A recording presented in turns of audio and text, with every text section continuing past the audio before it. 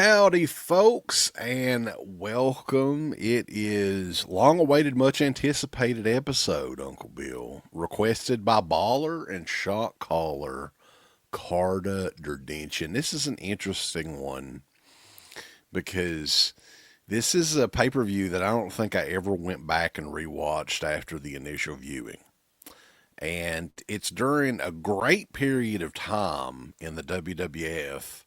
I have a lot of fond memories of this particular year. Are you excited to talk about this one tonight? Yeah, I mean, I honestly had not gone back and watched this pay-per-view since it probably came out, and the only thing that I could remember about this pay-per-view, of course, is what everybody else remembers about this pay-per-view, which is the Montreal Screwjob is at the end of it. But to actually watch it As is it a aired. whole, yeah, that's a whole other thing. Yeah, so this edition, Retro Wrestling Night Survivor Series 1997. Oh, shit.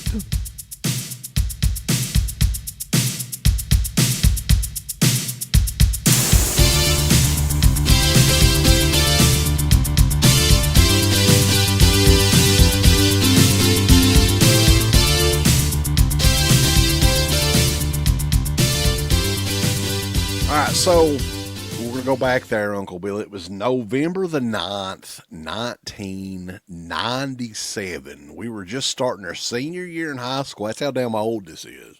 Yep. Everybody was excited this time period.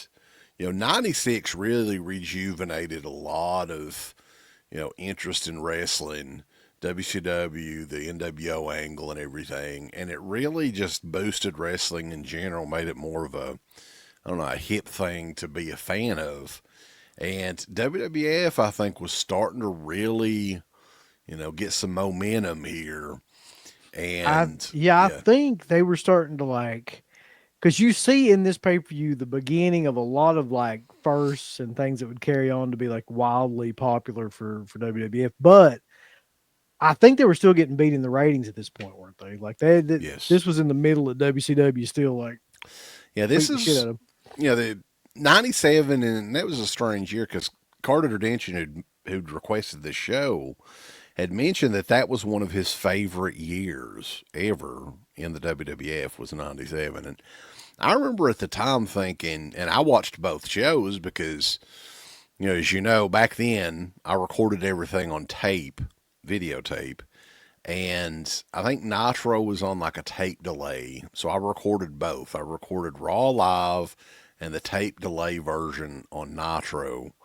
And I was watching both shows, WCW and WWF, and I felt, at this point in time, WWF had the better show, but it wasn't until, later on in 98, I think, when they finally broke that 82-week rating streak that WCW had. But, I felt that WWF had the better show for a while before that actually happened, oddly enough.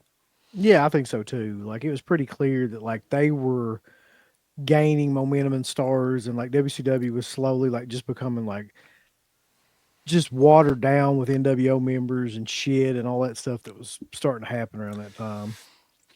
So, getting to Survivor Series 1997, the pay-per-view was set, of course, in Montreal, Quebec, Canada. French Canada, if you will. Fuck you. The Molson Center, eh? And hot crowd, man. And I don't know how planned this was, but all the stuff with DX and the Hart Foundation throughout the summer, it was almost like every other week they were in Canada. And this was a weird thing where the Hart Foundation were heels in the United States and baby faces in Canada. And they even had that Canadian Stampede pay-per-view. You remember that? I do, yeah. Where it was like a bizarro world. Like they were booing the hell out of everybody that wasn't Canadian. And that's the way that it should be. What's funny about this pay-per-view isn't Doug Furnace Canadian, but he still doesn't get any attention. Yeah, nobody cares. Poor nobody Doug gives Furnace a shit. Or up But, so Milton Bradley's Karate Fighters presents Yeah. Survivor Series 1997 from the So Molson Center. let me just tell you right now, because we were talking about this earlier. The fucking Karate Fighters thing was the shit back in the day. The thing about that was though is that was just an updated version of Rock'em Sock'em Robots. Right. That's exactly what Karate But Fighters they were was. like it. They had ninja attire on and Right. stuff like that. And this was the third straight Survivor Series that they had sponsored or whatever. And of course, WWF then was on a much smaller scale than now, where they've got like multiple sponsors. Like one match has got a sponsor now or whatever on some of these big pay-per-views. But I'm yeah, they would. curious though. Did you have those? Did you have No, Karate Fighters? I didn't either. I think that was like younger kids, right? I was like 17 at this point. I think we were too old for Karate Fighters. How long had Karate Fighters been out at that point? Like I at don't. least 4 or 5 years, right? I guess. I mean, I think it was 95, 96, and 97 is when they sponsored the Survivor Series shows. And I always just remember watching the holiday tournament thing that they would, like, it was like little mini commercials where It's killer, yeah. these wrestlers would go to battle, with the Karate Fighters. I think that Vince might even been in one of them. I can't remember for sure, but like I remember that they had 2 tables set up that were like these little round tables, and they had the little things on there, and they were fucking like, fighting on them or whatever. And it was supposed to be a tournament of just them playing that game. Yeah. Todd Pettengill was involved. I remember that. And I think Sonny was there, the Godwins. Yep. I think Jim Cornette was in one of them. So good memories there and everything. And I thought this was interesting. I wrote this down. The Spanish announce team, Carlos Cabrera, who's always been on the Spanish announce team, or was at this point in time for a while. But Tito Santana was the other Spanish announcer on this pay-per-view. Any fond memories of El Matador or Chico Santana is what Jesse Ventura called him? If I'm being honest, like growing up, like whenever Tito Santana would come on, you just kind of, at least I would just kind of be like, hey, God, like who's he getting beat by? Like he was, whether it was El Matador or Tito Santana, like he was kind of just a little bit above a jobber, in my opinion, at that time. Well, he got pushed when he was El Matador, at least, though. He got a WrestleMania match again, finally, but yeah. I think this was one of the last things that he ever did in WWF. I don't remember him ever doing much else. He was a Spanish announcer. And, so I guess we'll start off with the opening match. And they did a lot of traditional Survivor Series 4-on-4 matches here. I think, unfortunately, they did, yeah. Yeah, most of the matches are. And immediately you get the idea that, okay, this was a different time. Like, if something like this happened now, this would, like, end this guy's career. Like, if he went on the mic and said this. But anyway, the new Blackjacks, Wyndham and Bradshaw. Yep. And Headbangers versus, they didn't even have the name yet. I don't think. They didn't have the new Age Outlaws name. But it was Road Dogg and Badass. He did have Badass Billy Gunn because they were calling him that, along with the Hill Godwins. And this is pre-Southern Justice. They were still the Godwins. And they had this weird, like, fucking almost like slow Charlie Daniels theme music when they were coming out. Yeah. But the Road Dogg's on the mic, and he uses a line like, I only see steers and in the ring, or something like that. So you were watching the version of this that was unedited then, right? Like you weren't watching it. It was on Peacock. This version was unedited on Peacock, evidently, because they didn't bleep that. Well, throughout the whole thing, because I was watching the same thing, and throughout the whole thing, like there are chants that I can't repeat. Right. There's signs in the crowd throughout the event as well. And people will not believe this when we said it before. The world was a different place. Yeah, I mean it was it was different then. You could get away with a lot more. You can even go back to some of the stuff that we would have said, like on some of the earlier shows. Nobody thought anything of it. It was not questioned like it is now. Whereas if Road Dogg would have said something like that on the microphone today, like we were saying, Yeah, that'd be no his way. career would have been over with. In terms of this match, though, Jesus Christ, man! Like, so first of all, you know, essentially nobody in this match can wrestle, except maybe Billy Gunn. Right. Billy Gunn might be the best wrestler in Who's this still wrestling entire. today. He's the only one that's still wrestling today. Yeah. How wild is that? So He's I like mean, 60 years old. you've got, Bradshaw, especially at that time, really didn't do much of anything, and neither did Wyndham. And Mosh and Thrasher never did anything like wrestling technical wise or anything. And they certainly not going to be the Godwins. So, oh, you got pussy all over you. Yeah, man. Um, it's just a bunch of like Bradshaw throwing lariats. I bet he hits about 5 different people with a lariat in this match. Honestly, like looking back at everybody involved in this match, aside from who would become the New Age Outlaws, none of these guys ever really had any feud at all. Like that's anything above, a 2 week thing on SmackDown or Raw or whatever. Do you ever recall the new Blackjacks doing anything at all? No, no. And the same with But the Headbangers. what's weird about this match is even in that, where the Blackjacks didn't do anything, they really kind of made Bradshaw look good in this match. So he loses towards the end. I think he's the second to last person eliminated, but he immediately gets up and like lariats the shit out of everybody in the ring. Like Road Dogg, he lariats him. So it's like, I don't know if they knew like he was going to be pushed on his own or like as part of like another faction or something, I but don't think they knew. it's just weird to me because he, out of all of them, looked the best, except for, of course, the New Age Outlaws. But I was thinking this is like the Island of Misfit Toys match. it is, Right. yeah. They didn't know what to do with any of these people. I guess they just needed. I don't think there was a storyline involved in this match either. I know that Road Dogg and Billy Gunn had just recently, very recently, got together because Billy Gunn still had the rockabilly outfit on, like his rockabilly tights and Yeah. stuff.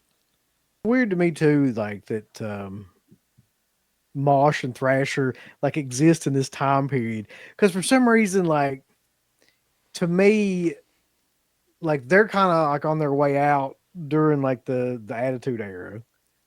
And but they're still here in this. You know what I mean? Like Right. I don't think they were ever over. They should have been more over actually than they were. Do you Considering, remember when they initially debuted?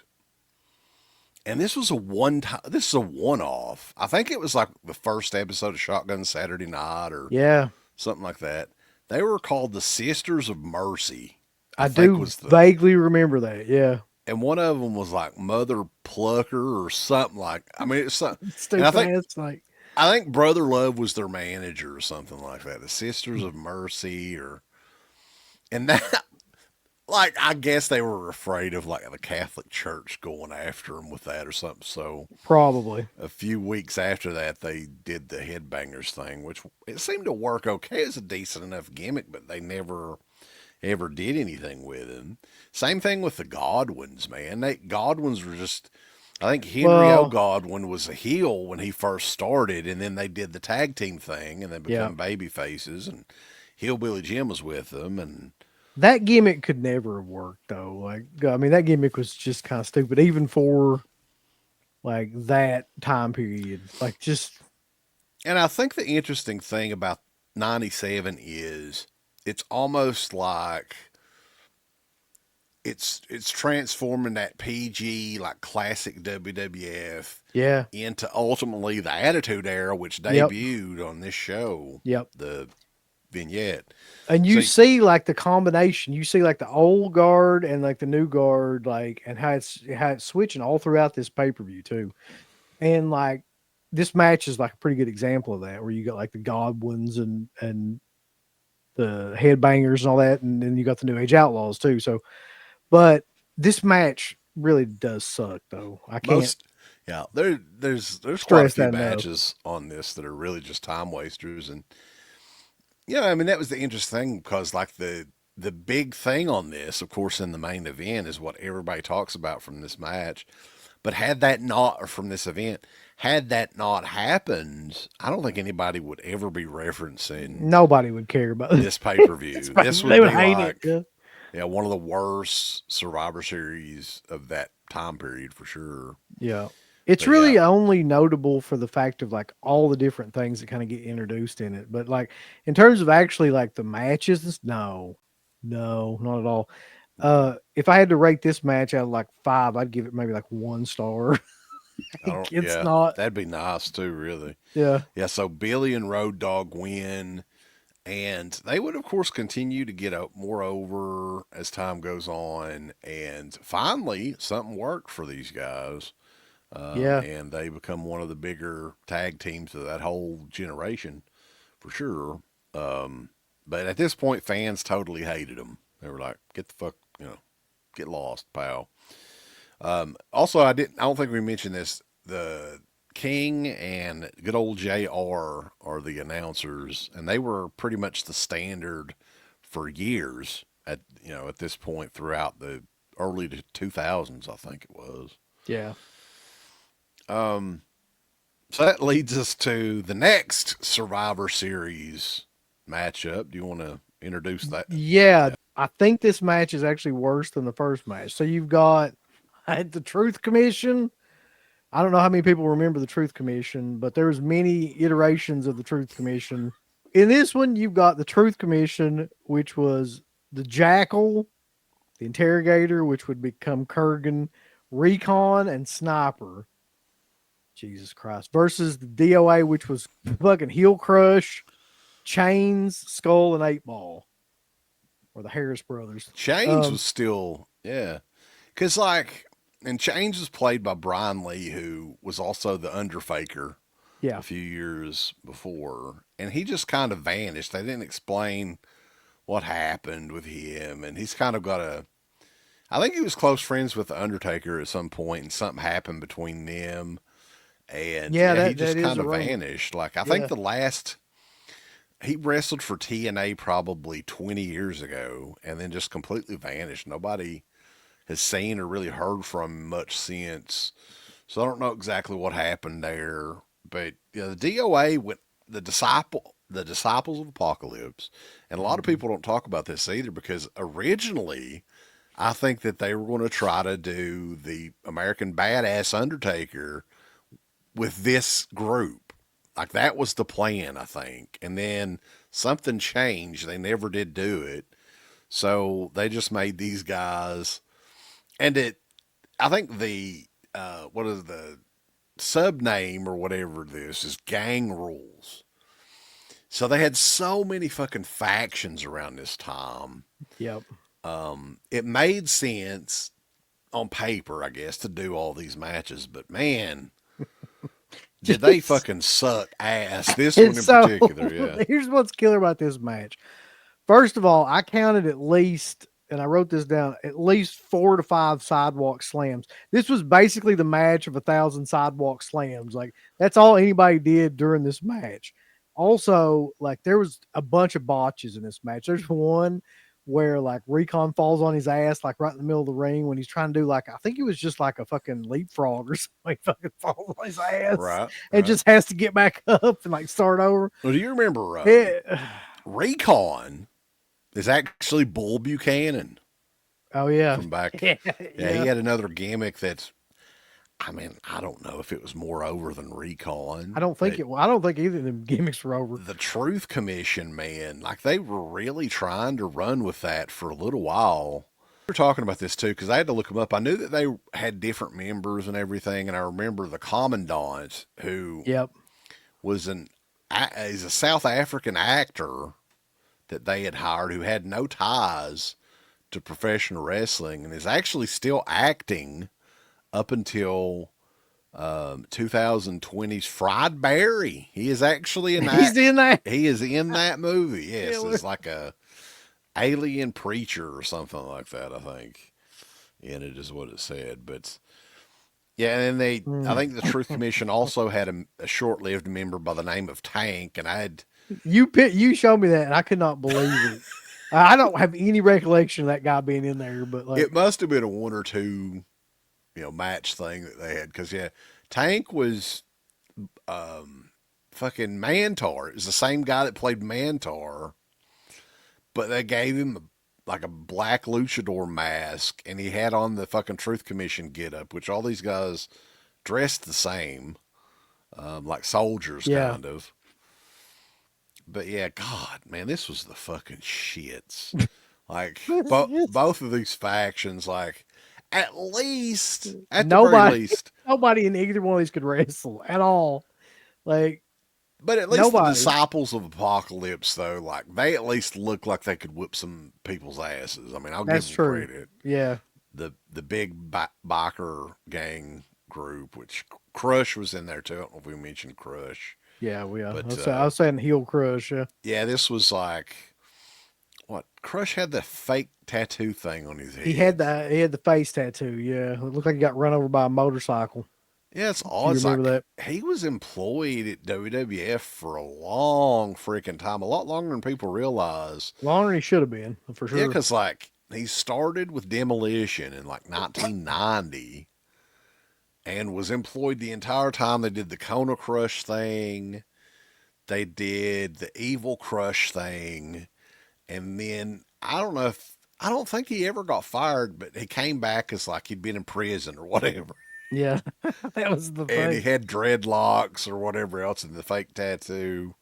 So yeah, I mean he was employed with WWF for a long, long time, but I don't know, he never didn't work. Um, but yeah, this match was the shits. What else can you say? Interrogator was the sole survivor, aka the Kurgan, Yeah, with this one, I, and the the, fans the were like, the fans uh, could not have given a shit uh, less. Yeah, uh. you could have heard a pin drop in that fucking thing even when they won. And it's interesting too, because like this was one of the bigger pay per views of in WWF at the time. You had, I think, Survivor Series was technically the second the second named pay per view that they ever did after WrestleMania. So it's kind of odd that they went this route with like the first two matches. Both like, oh man, I don't know, That's not but really the way you want to warm up the crowd. I'll tell you that. no, they were doing things differently But back then. But I want to bring this up though too. That before we get into the next match, this was fucking killer, and I had not remembered this. But in between this match and the next match, WWF did a couple of things where like they were interviewing fans and they're like, who's going to win? You know, Brett or Sean or blah, blah, yeah, blah, blah, blah. And then like some people were saying Brett, but then they had a segment where it was Stone Cold's in like the AOL fucking chat room right. and he's like fake answering questions. So this like this being typed into him or whatever. It was just killer to see him like in his full wrestling gear, just sitting in there like his AOL like Yeah, computer. the AOL booth. Do you get a glimpse of those damn laptops and stuff too? Like, Yeah. jeez. And they had cords everywhere because people don't even realize, like, to get internet on laptops back then, it was like you had to plug them up and everything. There was no such thing as It was a big Wi-Fi, deal. Yeah. right? But yeah, that does take you back there, man. Keyword WWF on AOL. It's great. One of my favorite segments of all time, I've gone back and watched it because it picked up steam on YouTube again, was back when they had that show. What was it? With Sonny and Todd Pettengill, Oh, where Live Wire. LiveWire, and then there's one episode where Stone Cold's on there and he's actually taking phone calls from real people, and he's That fucking, was legit too. They didn't yeah, screen that shit. Yeah. he's cutting promos. It's the best thing ever. If you haven't seen it, like, this was back. There's I one think too this where was. like JR is pissed off or something, right?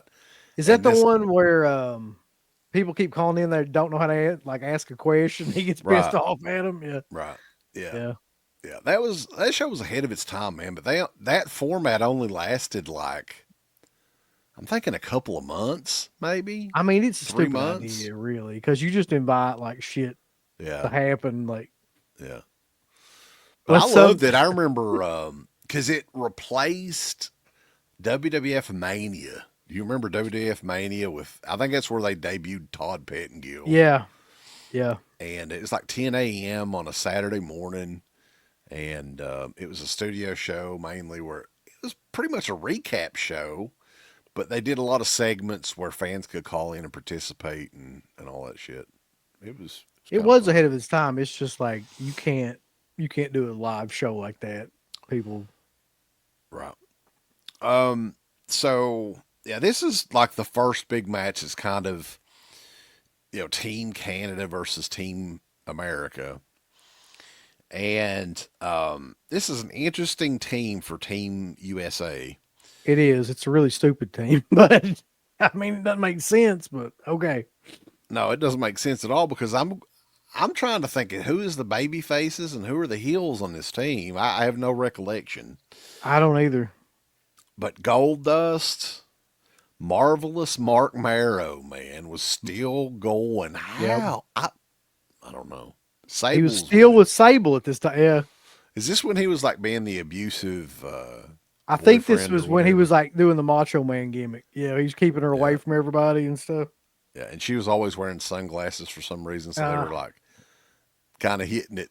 He was giving her black eyes and shit. I don't know. that was a really fucking weird time. And Vader was Vader, there, yeah. who they never really used that well in WWF.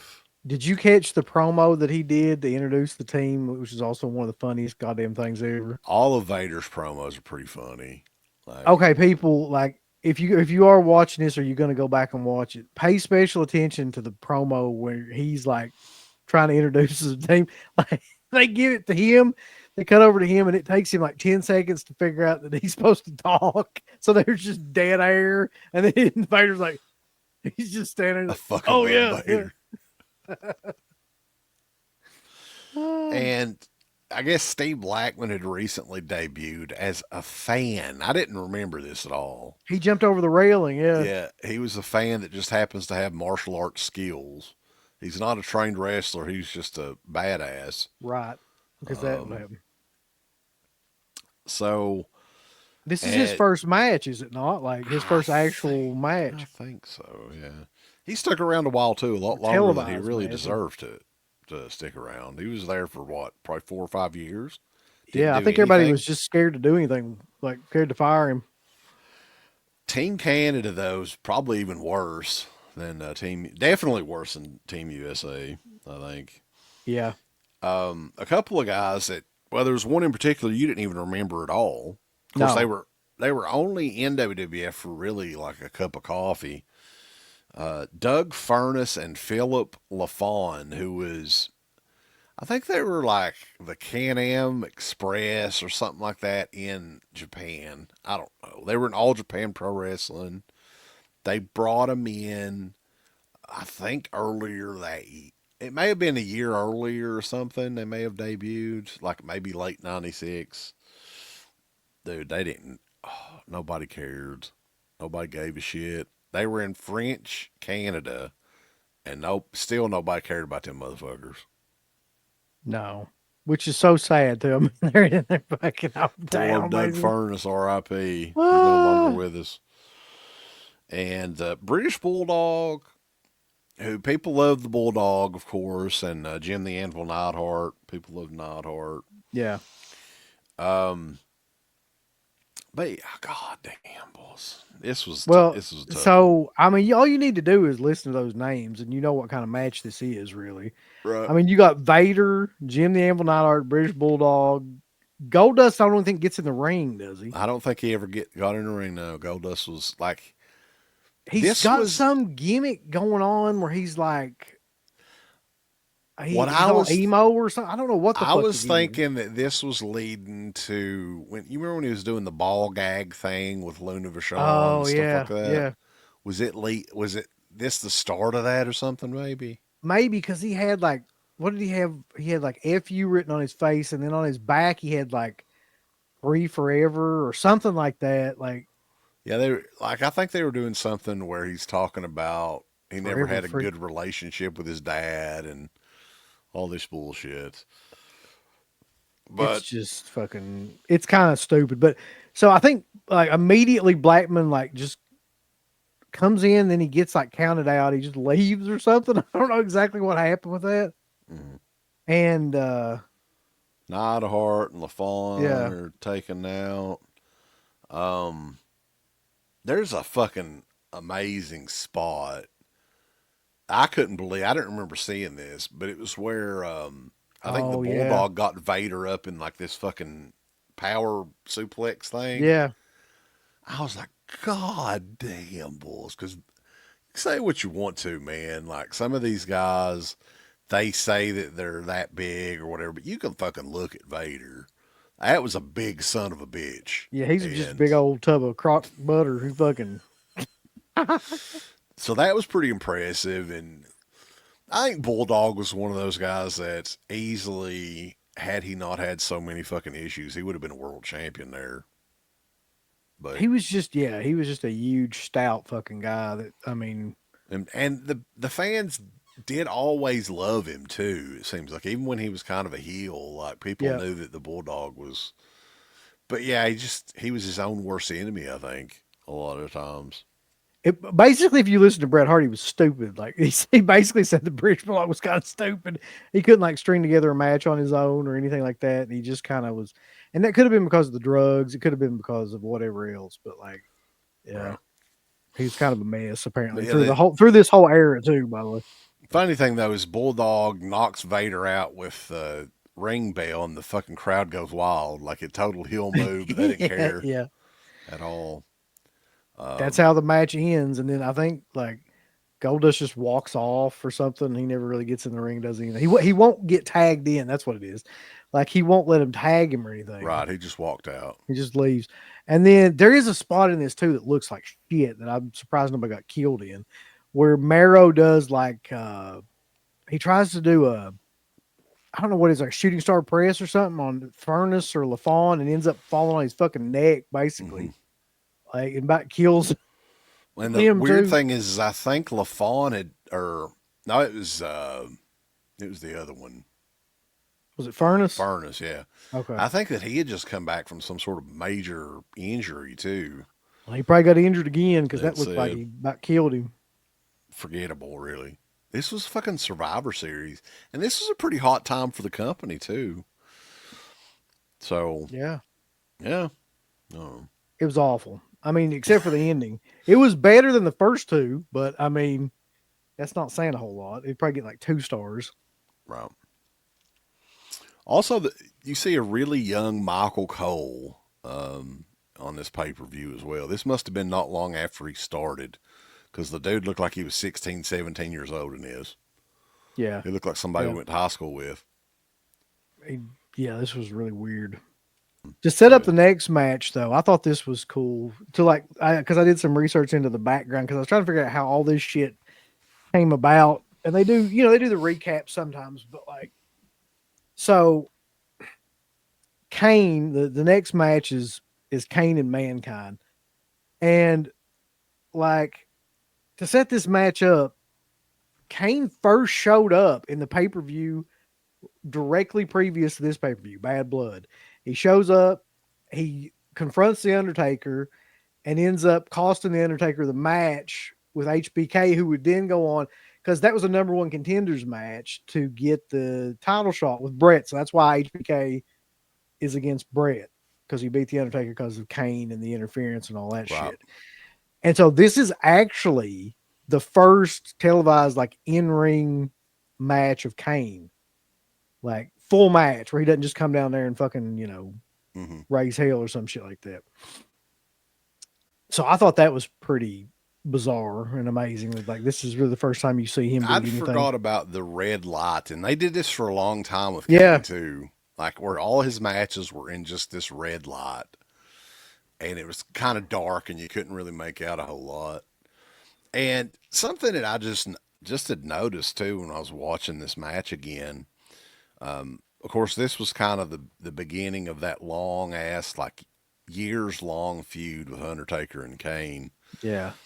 where I think at this point Undertaker was like, "I'm not wrestling my brother. I'm not fighting my brother. I'm just not going to do it. I don't care what he does." That's And that. Yeah, that's the weird part about it. Yeah, it and doesn't really then fit with that character at all, but that's what he did. Yeah. right, eventually, I don't know what it was, but it led up to WrestleMania the next year where they finally wrestled, and then they had the Inferno match and casket matches or whatever else they had.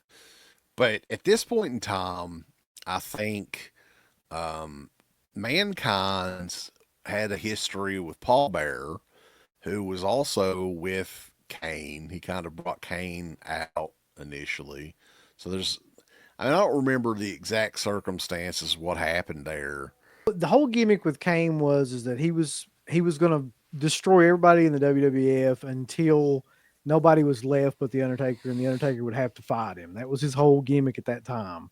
He was going to go through the superstars like one by one. So something up in that promo that Paul Bearer had said about Mankind, where he was like, he's just a pissant or a pebble or something like that in the road to him doing this or whatever. Mhm. And then Foley cut a whole promo like around that and ended up bringing back the Mankind persona just for this match. Cause I think he was like Dude Love or He something. was doing, I think he was doing all three. Like he did the Yeah. three faces of Foley. That tape had been out maybe earlier that year.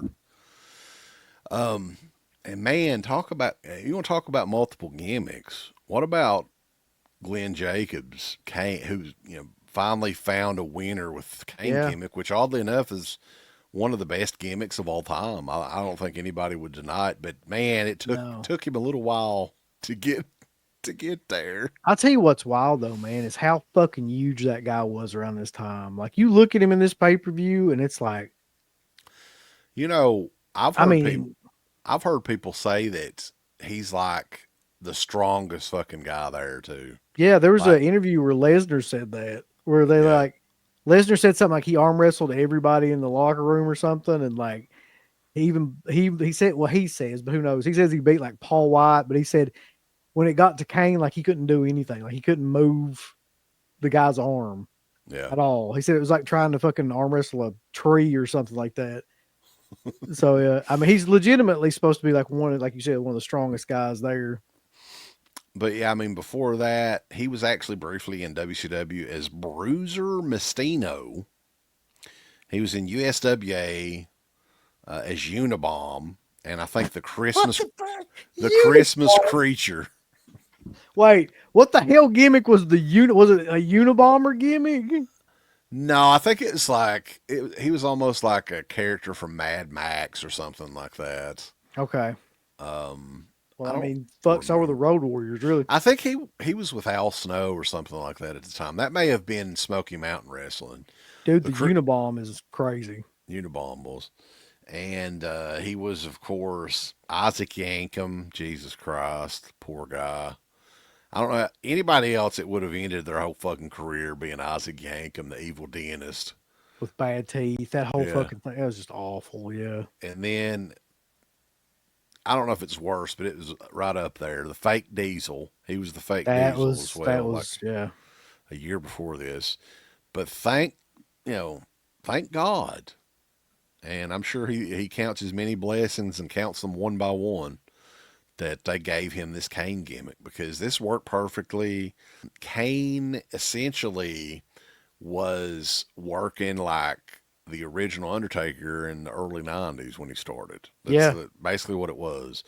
And I'll say this, man. Kane had the better tombstone pile driver, I think, of the two. Like it just looked more deadly the way that he executed it. At this point, this was probably the best look that Kane ever had. Like coming in, to these first couple matches in terms of just how big he was, how jacked up he was, but also like the whole outfit and everything that he had.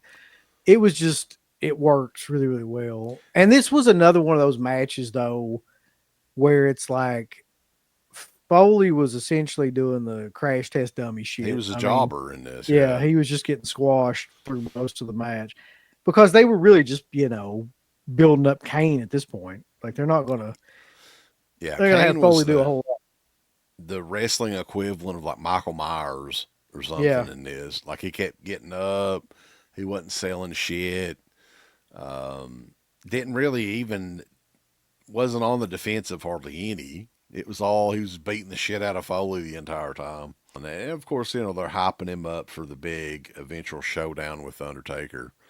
Do you remember? I think he only wore this on a couple of different occasions, but this would have been a killer because nobody, I don't remember anybody at the time wearing a fucking cape, but there's photos of Kane with the cape.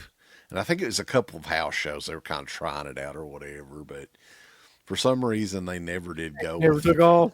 Yeah, he never really wore it on TV, I don't think, or anything. But I would have loved to seen the cape. They should have like had him wear a cape, then it just like catch on fire and burn off of him every time. A burn away cape. Yeah, but yeah, So Kane, yeah. Kane was killer gimmick. I remember when he debuted, people were like, "Holy shit!" And of course, everybody's like, "Let's gotta be Kane." That was when JR was really like going crazy selling that shit, Yeah, man. yeah. Yeah. But yeah, this was kind of a fun match. It is what it is. It was a squash match. But yeah, up to this point, this was like the most entertaining thing on the pay per view for sure. Yeah. So match number 5, the gang warfare continues. This is another one where you got like old and new kind of combined. Yeah. You've For whatever got it's worth. the Nation of Domination, Kama Mustafa, Farouk, D'Lo Brown, and The Rock versus the Legion of Doom, Ahmed Johnson, and who's the other one? Ken Shamrock. Ken Yeah. Shamrock. I can't read my own fucking handwriting here.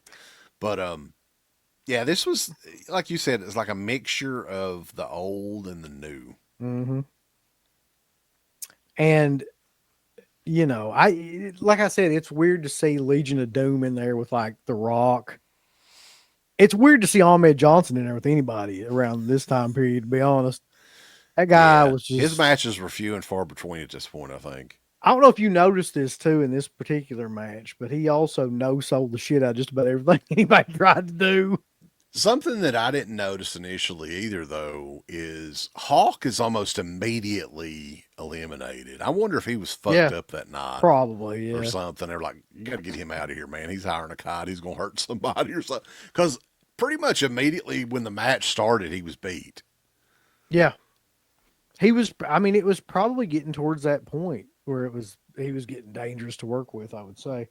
That's just a guess, but like really, the majority of wrestling done in this match is done by The Rock. I noticed, and Shamrock too. Everybody else is kind of well. I mean, Animal's never been a great technical wrestler. Ahmed Johnson, fuck. I mean, that's just it's like putting a bag of rocks in there. The thing about Ahmed is he was injury prone at this point already. Yeah, How many fucking different types of knee pads and thigh pads and braces and shit did he have on his legs? He could barely move. He was starting to put on extra weight, and you could tell like he was, dude. And like I think that they had fired him probably like 6 months later or something like that. He wasn't there very much longer. And you remember when he went to WCW's Big T, the new Harlem Heat? I don't remember that at all.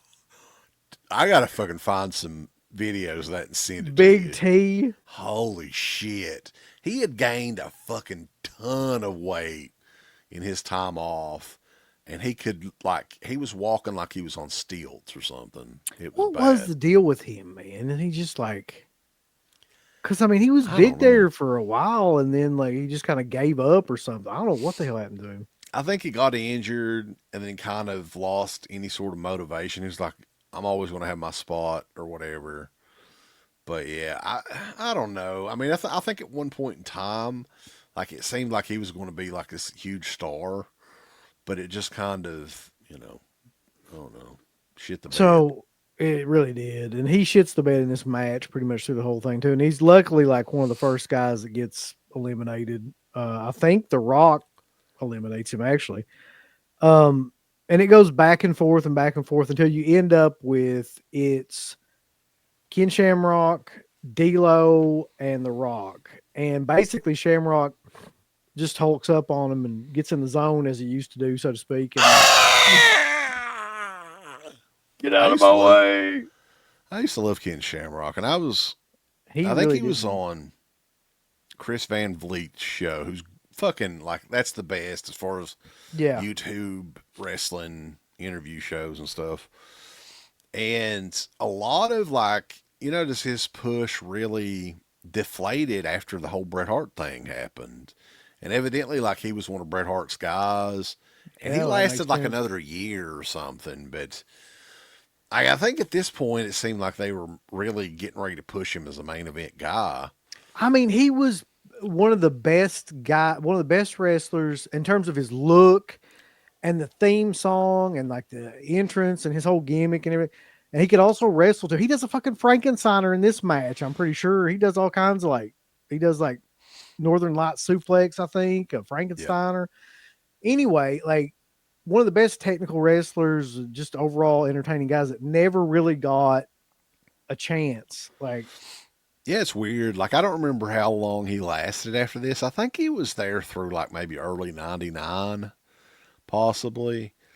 But yeah, they never really, I don't know. It seems like they just lost. And he was pretty new here. I think that he had just started, like, didn't he ref the Brett and Austin match at Mania that yeah, year? And yeah. then just kind of, they were building him up and building him up and everything. And the funny thing about Shamrock is he was a professional wrestler before he ever got into mixed martial arts. I don't know if people knew that or not. But yeah, he'd been wrestling, like, I think since the early 90s. I think he was trained by Dean Malenko and his dad and everything. And I always thought so he was like great and like one of the unsung guys of that time period. I did hear that he signed like a Legends contract with WWE. So I mean, maybe they'll put him in the Hall of Fame or something like that. Like, he was there, he was barely there really, but you know how they are. Yeah. Maybe they'll do something with him, but it's interesting There because yeah, he did. I think he left to pursue more like UFC stuff, yeah, but he never came back. he got into a bunch of UFC and other kind of fights too, like Pride or something like that. I don't think he won a lot after this though. I think he was kind of past his Yeah. prime in terms of actual fights. Uh Something happens in this match though that is another first too. What's that? And this match is so early on that The Rock does the People's Elbow, but they don't call it the People's Elbow. It doesn't even have that name yet. He just does the elbow, and this is the first time he takes off like the elbow pad and like throws it and does the actual fucking just elbow thing. Wow. So, yeah, they didn't have a name for it yet. That's how early on this Well, was. this was very early on when he was using the name The Rock as well, I think. Um, Was he still and using? I don't remember how they I called think it. He he might have was been using rock. the Rock at this point. Yeah, he Yeah, was Rocky Maivia up until he joined the Nation, and then he come up with the Rock thing just on. I think it was on the fly. I heard him say. Um, thank God. I mean, he probably would have never so, done shit had it not been for that. yeah, but the Rock does tap out to the ankle lock from Ken Shamrock, so you definitely got the impression that they were definitely interested in pushing Shamrock at this point in time, and they never really did. I mean, I think he was Intercontinental Champion, but that was pretty much the gist of his whole career there. He didn't really do much else. Leading into the next match, do you know what the next big first thing is that happens in this fucking pay per view? Which blew my mind when I found this out. What's that? So leading into the Intercontinental title match, which is uh, kind of like a revenge match for Stone Cold. If you think about it, I'd love to know the behind the scenes of what happened to set up this fucking match because Uh, this is the match it's the first match back I think for him after Owen Hart broke his neck.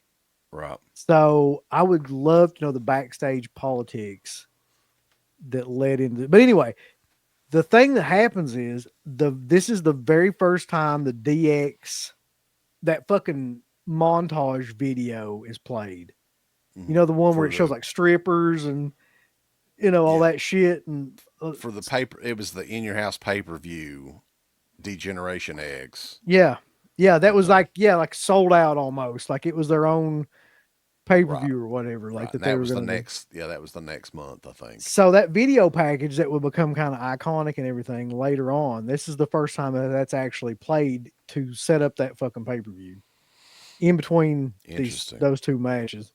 The cool thing about the Peacock, and all the ones that I've seen has been this way. They're all commercial free after the first batch of commercials, and they're all the original pay per view feed. Yeah, it's wild. Yeah. So I think that's really cool. Unfortunately, I don't know if there's any way they could remaster the video on any of this because it looks rough as shit now. I You don't know know what I wish? what they filmed it on or whatever.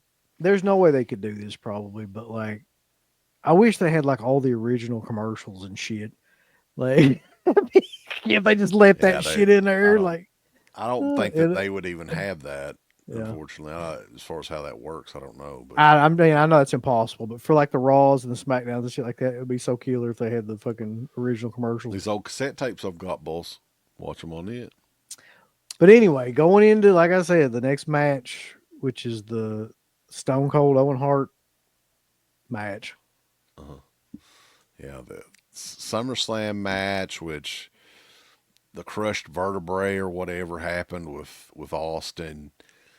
I always thought because I remember watching this live and I thought the ending of that match was fucking weak as hell. Like I don't know why they couldn't have called something else on the fly there Yeah, because do you remember this? Because basically Owen Hart did a fucking like flop over.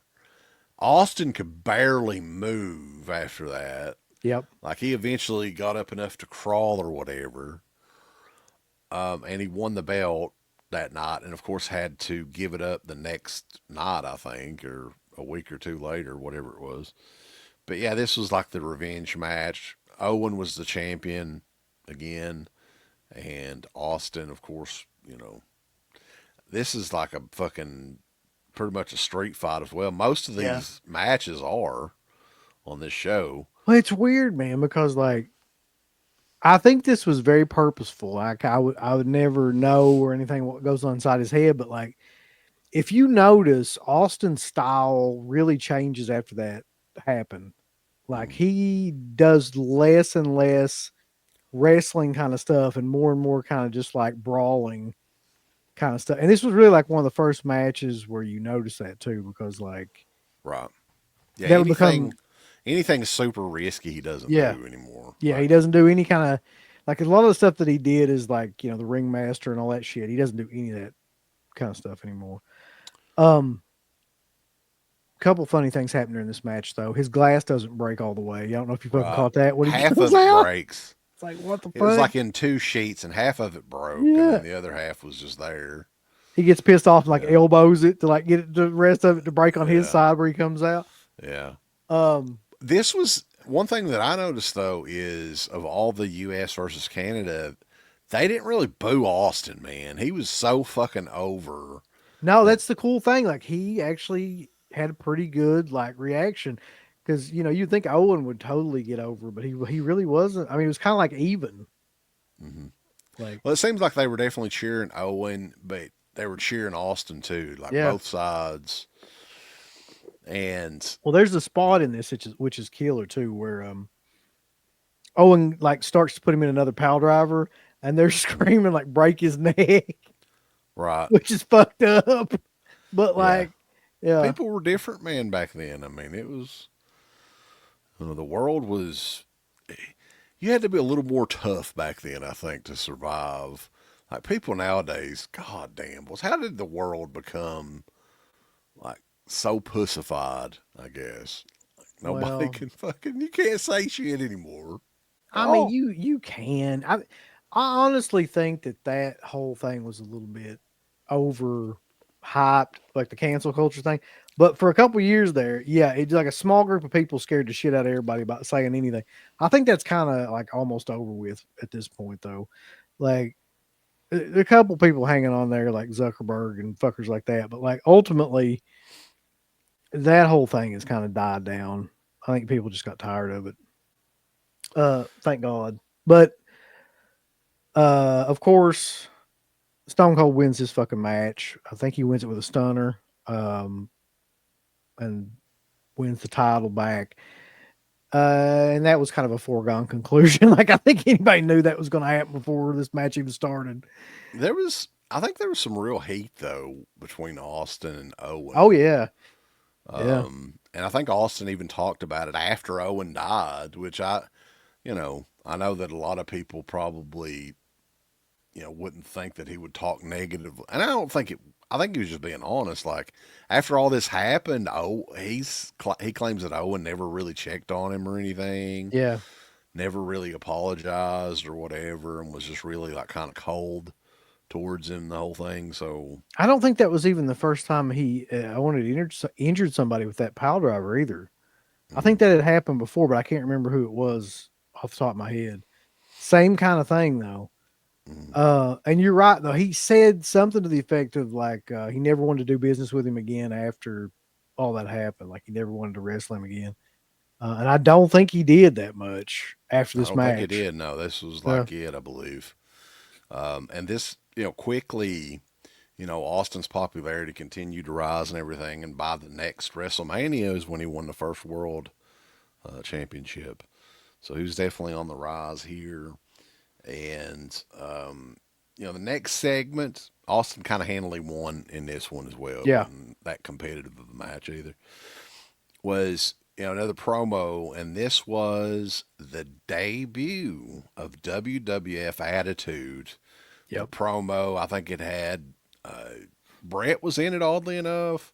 The Undertaker, Stone Cold, and Shawn Michaels, I believe. So it's kind of the beginning of the whole Attitude Era was this show. yeah. I it gives me chills to think about it because I remember this fucking promo and they played it, man, like several times. Like it was that promo where everybody's like, you think you can do what I do or whatever. Like, I've been hurt this many times or this has happened to me and yada yada yada.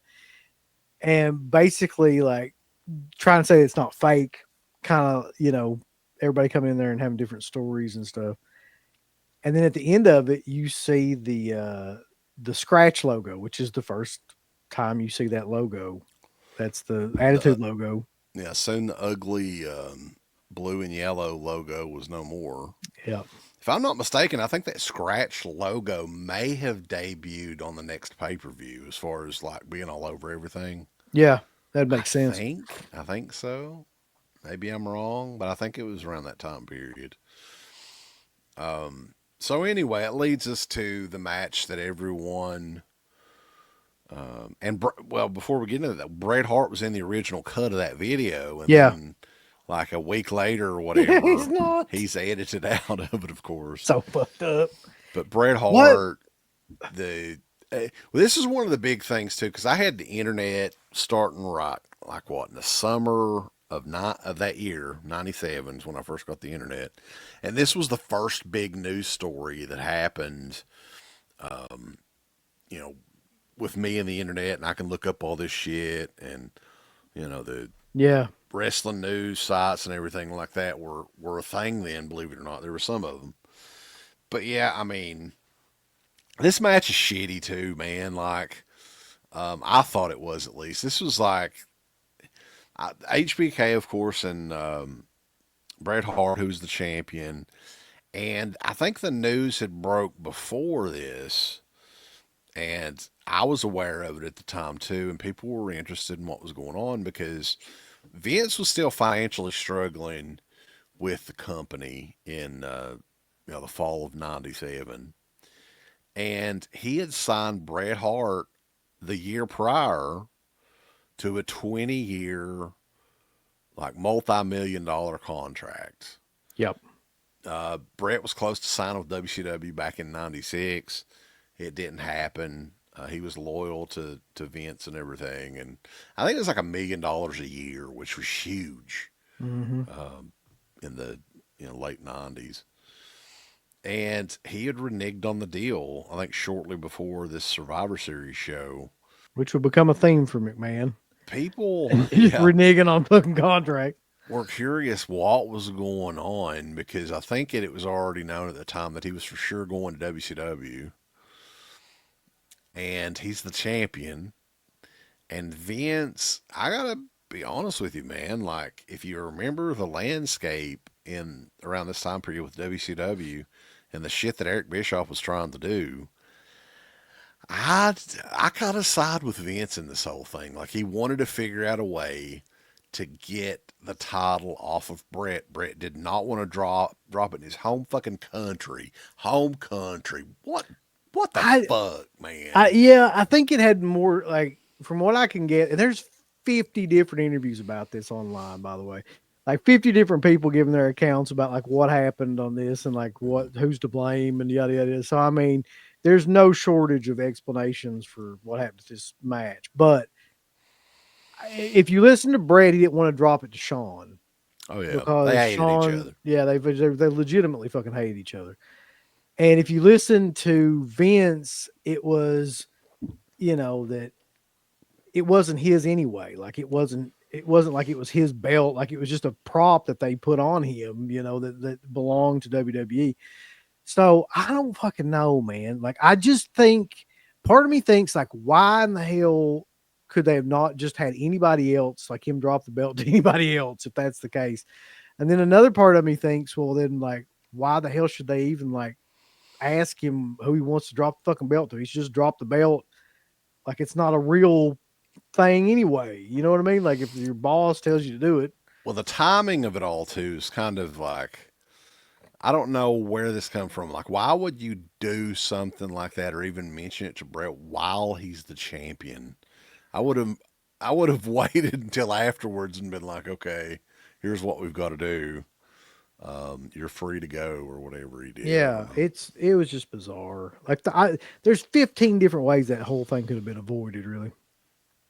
But getting into the match, the whole setup was we knew Brett was leaving. We knew he was the champion. We knew it was in Canada. We knew he hated Shawn Michaels. Those two never really did get along. Right. And Shawn, at the beginning of this match, man, this was fucking killer. Yeah, I know. Like, such a great heel, natural heel at this time, too, because, that just the beginning of DX as a group. Rick Rude was there, China was there, Triple H. And HBK, I didn't remember this. He was the European champion as well at this I time. didn't remember that either. No, he was bringing that out. But yeah, he comes out and grabs a Canadian flag and pretty much, you know, uh, flosses his ass with the flag and continues to fucking like throw it down the ring and hump it It's kind of crazy, man, to even see like now like in somebody doing that. Canada. Yeah, Yeah. in Canada.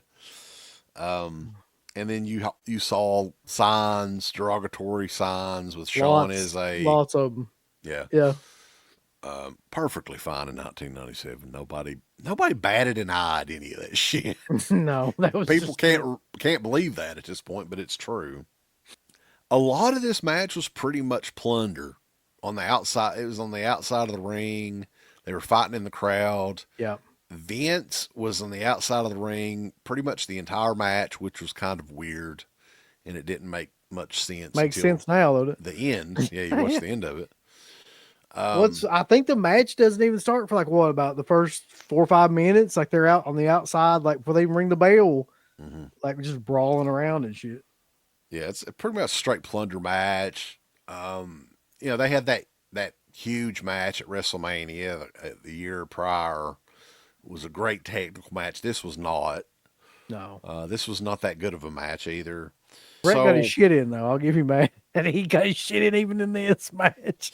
Like he had all the Brett moves are right, in this match still, well, he's got to get which his is shit in. he definitely got to That's do. that's the rule. But the match ends abruptly. It definitely looks off. If you didn't know what was going on, because everybody looked shocked and it's like, what the hell? And then the pay-per-view immediately ends. Like there's not. It's almost like the announcers weren't prepared to even talk about what was going on, which I don't know who knew what exactly. But yeah, Mhm. they had called. I think Sean had Brett and Sharpshooter, and the spot they were going to reverse it. and Brett was going to get him in the sharpshooter. I think I should have looked this up, but I think the plan ending was some sort of DQ or something, right? Some sort of bullshit ending. I think so. Yeah. I just remember like where it ends, like Brett is supposed to reach back and like grab HBK's leg and reverse the sharpshooter, and he's supposed to be in the sharpshooter at some point in it again. Right. Like, and I'm not sure where exactly it goes from that point, but I'm sure there's a detailed kind of breakdown somewhere. Sean's got Brett in the sharpshooter, and just as Brett's starting to, reverse it or whatever, Earl Hebner calls for the bell and says that Brett submitted even though it never happened. And It's the hilarious. To this crowd was day. like, "What the Yeah. hell?" So there's been screw jobs and stuff before, but never to this magnitude and involving the world championship. Like, I think there was a screw job with Wendy Richter and Moolah back in the '80s. Yeah. But yeah, I mean, nobody really cared. It was the women's championship then, which didn't really mean much anything. But yeah, to do it on a big pay-per-view, the world championship, this was a gigantic news story and remained a gigantic news story for decades. Really, people still talk about it. And you think about like there's still people to this day, and even like wrestlers that were there around that time to this day that believe that it was a work. And then there's still people fighting over whether or not it was real or it was a work to this fucking day. Like I know Kevin Nash thinks it was a work because he's Mm. got that show and he's always talking about it. I think Sean Waltman thought it was. It's just weird, man, because like I mean, I know it wasn't a work because that's just, there's nobody plans that fucking far in advance for something like Yeah. that. Well, especially But that big fucking juicy loogie that yeah, Brett, like, come on, man. Like, people are always another thing people are always talking about this too is that makes them think it's a work is that it was caught on that documentary that was the Wrestle in the the Shadows rest of the documentary. Shadows documentary and the thing. What people don't talk about though is that they've been following Brett around for I think a couple of years at that point. And Like that was not WWF. That was like an right. independent studio that got permission. So I mean anything that happened within the past 2 or 3 years would have been captured by that crew. It just so happened that like that happened in that time span Mhm. as well. So yeah. Yeah, the pay per view, though, ends quickly. The people were like, what the hell's going on? And Gerald Briscoe, did you hear this? He was like, get the hell out of here. Hurry. Let's go. Let's get out of here right now. Yep. They start throwing shit at Shawn Michaels. Yep. I mean, And Shawn's acting like he don't know what's going on, although, I think over the years he admitted that he knew what was he up. knew. Yeah. It's Yeah. weird to watch that now because like you can tell he's clearly fucking lying in that backstage interview stuff. Mhm. And he's like he's like, I swear to God, like I had no idea and all this shit. And you can tell he's lying. But like at that time, you got to imagine in Brett's position, like he probably had no idea like who was lying and who was telling you had Hunter. They all knew. Like I think Hunter knew, Michaels knew, and like they acted like they had no idea, and because they were told to do that, I guess, and Mhm. like or everybody agreed to do that. Hebner and all that shit. It's just wild, man, because you don't know who to trust and like who, like what's going on, and Yep. then the whole thing then with Vince getting punched, which was the other big part of this story. And they've got that on camera too, which is amazing. They Well, filmed like him coming back, I like think it right was after he right got, after it happened. yeah, Yeah, they had him, and he was like wobbly or whatever, and walking back. And the next was it the next night or the next week? Vince has still got the black eyes doing the interview with Jr. that's the Brett screwed Brett interview. Right, Yeah, and ultimately the birth of the Mr. McMahon character. yep. That whole thing. I mean, like it or hate it or whatever, it completely kind of changed the trajectory of wrestling and like made the what a lot of people consider the greatest heel of all time. And that program with Mr. McMahon went on for fucking Until he left, yeah, really, yeah, it was always a thing, even though if it may have been more and more sporadic as the years went on. But This was a pretty iconic event, really solely for that, for the fact that it changed, the history of the business. Yeah. Brett went That on to WCW at this point. Really didn't fit in WCW. no.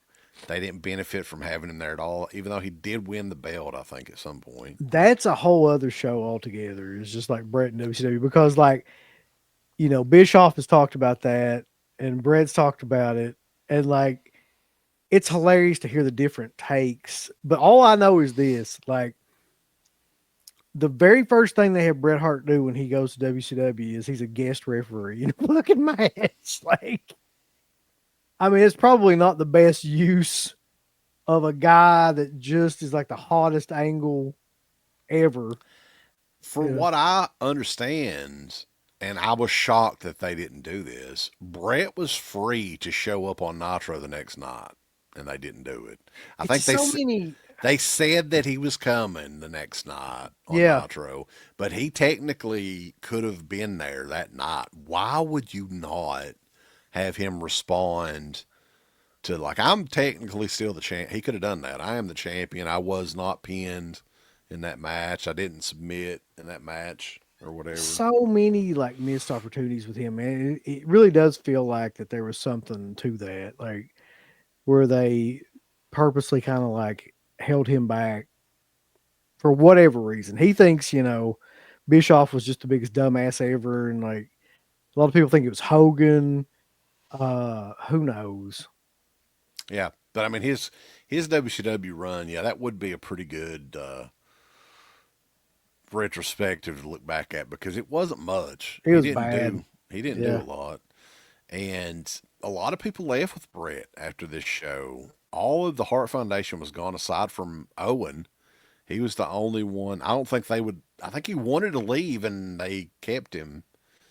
But Neidhart, of course, they just wanted rid of Neidhart. I think he was a major fuck up there, and Poor old Amble. yeah, like he had all kinds of issues. But Bulldog left and went to WCW as well. Yeah. Rick Rude left. I remember that because he showed up on fucking Raw and Nitro on the same night. Yeah, that was like I think within the next month or so after Yeah. that.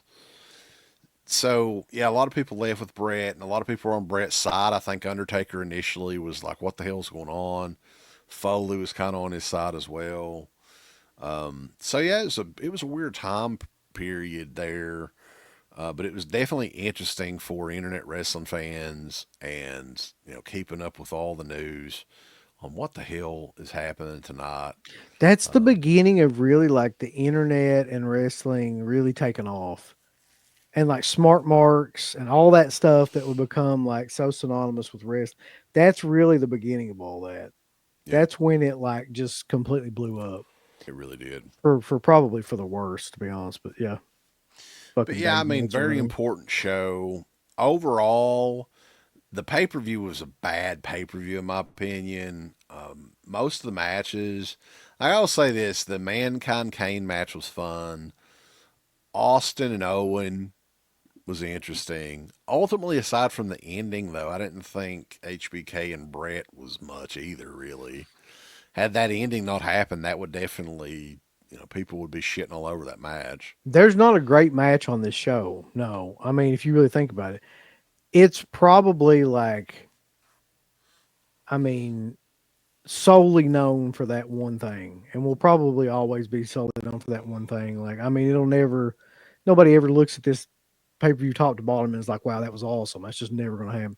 What is the most interesting thing for me in watching it back is like, you really are seeing the birth of the whole attitude thing and like a lot of stuff that becomes huge a little bit later on is first introduced in this Hmm. pay per view. I mean, a lot of stuff like this is the first time you see it. So it's kind of worth watching it just for that. But like in terms of the quality of the matches, no, It was no. just it was an oddball event. I think in my mind, like I said, I'd only watched this the initial night when it happened. The only thing that I could think of is there was some sort of Survivor Series style match with the fucking Disciples of Apocalypse. That's all I could really remember. I don't know Yeah. why I even remembered Why do that. you? Yeah, had all the shit. Yeah, I'm like, well, they were there at some sort of shit. It was just not a memorable show, you know. And it's kind of odd because, like, most of the stuff from that entire year is fairly memorable. I remember the SummerSlam Heart and Soul match with Yeah, Brett and the Taker, and that's really where Bad Brett, Blood is yeah, really memorable. The paper right before this is memorable for a lot yeah, of reasons. Bad Blood was great. The WrestleMania before this, if I'm wasn't the WrestleMania before this the one with Stone Cold and Brett with the Yeah, shit and all? Yeah, with so it's Shamrock like, as the. yeah, So there's a lot of great pay per views that year. But yeah, I mean, this one was like very, and it was oddly awful, you know. But it was fun to talk about because there was a lot of, like you were saying, it kind of sets up things for the future and, just stuff that I didn't remember. The fucking Truth Commission was one this may have been the only pay per view that they you were ever know, featured on.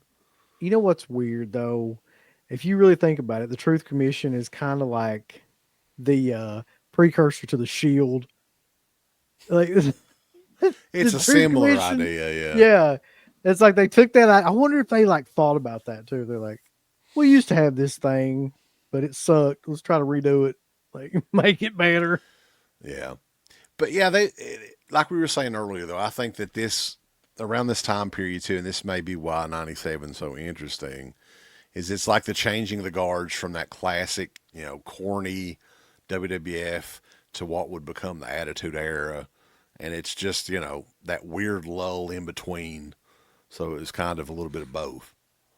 Yeah, it's a lot of old dudes that they don't know what to do with at that point, and a lot of new guys that they're just starting to come into their own, really, Mm-hmm. like in one pay per view.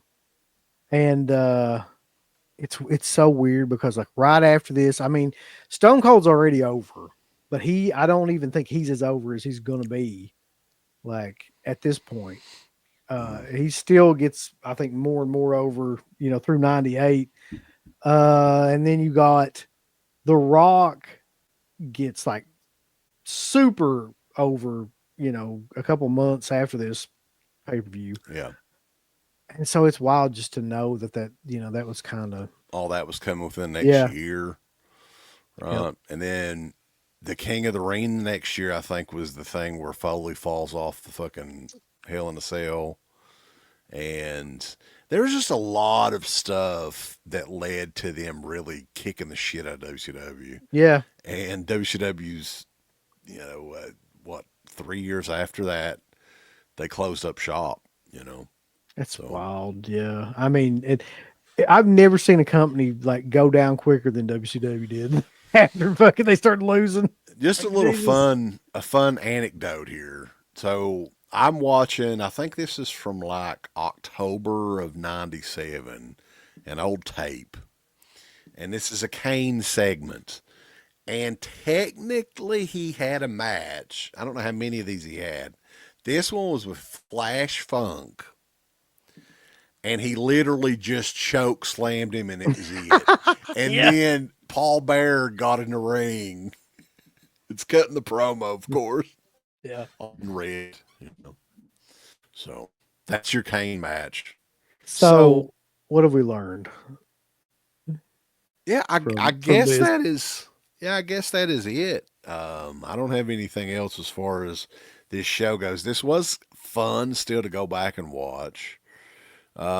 Anybody that's out there that's checking this show out though that may know what format did they shoot this shit on? Because it does. Didn't you think it looked really rough? I There's mean, I thought gotta all be. those at that time looked pretty rough, to be honest. I don't know for some reason that one in particular though because it's not super old. I mean it's what 25 years old at Yeah, this maybe it's point. because it was in Canada. They use them Canadian cameras and shit. It makes everything look awful. Yeah, they used the craft in a special Yeah, in Canada. I'm But not sure, but it was fun to go back and rewatch. A lot of interesting stuff went down and give you an idea on what was to come there. And this was fun. This was requested. by the baller and shot caller, Carter Dentian himself. Anybody out there that is interested, check out Dead Pit on Patreon and become a baller and shot caller and request shows or commentaries or whatever else. We'll hook you up. Get on that and do it now. Shit. Do it now. Do it now. I'm tired of waiting. So, yeah, that is it. I hope everybody has a happy Thanksgiving coming up. Eat lots of turkey and cranberry sauce and yams and hams and deviled eggs. And the Survivor Series is this Saturday night, 2024, and it's War Games. So you may want to stay tuned. We may do a WrestleManiacs post show for that. That would kind of make sense for the big shows. So stay tuned for that. Black Friday sales, all kinds of goodness on your favorite horror talk radio show and streaming show and site and everything. DeadPit.com. Go gobble a bird. I'd like to tell people, thumbs up the video, Uncle Bill. Would you? Yes. Thumbs it up with violence and fury and just love everything about it. You hit the heart button, then you hit the ass button, then you hit the go fuck yourself button. Follow that up with the I don't give a shit button. There's all kinds of wonderful shirts over at shop.deadpit.com. Simply the best horror shirts. On TeePublic, there are others, but they all suck. You can get some Dead Pit Radio shirts. You can get Last South on the Left. The Hills Have Eyes. Texas Chainsaw. Oh, wait, you can't say Texas Chainsaw. All kinds of shirts, folks. You're gonna love them. Shop.deadpit.com. Special thanks goes out to our supporters on Patreon. Do you know what kind of stuff you can get on Patreon, Uncle Bill, starting at only $1 a month? What's that? Access to every Dead Pit show since 2005. We got almost 200 fan commentaries that we've done over the decades. We have a literal jukebox full of songs and thousands of reviews. I don't even know how many shows are up on there now that we've done over the years. Hundreds of thousands. You need to figure this out now and subscribe to us on Patreon and YouTube and Instagram and help us to 1 million. The road to 1 million subscribers starts today. So deadpitonpatreon.com. Join today. Tiers start at only $1, but I'd recommend at least the $10 tier. You can do 50. The stock market's crashing around us, folks, but send us money.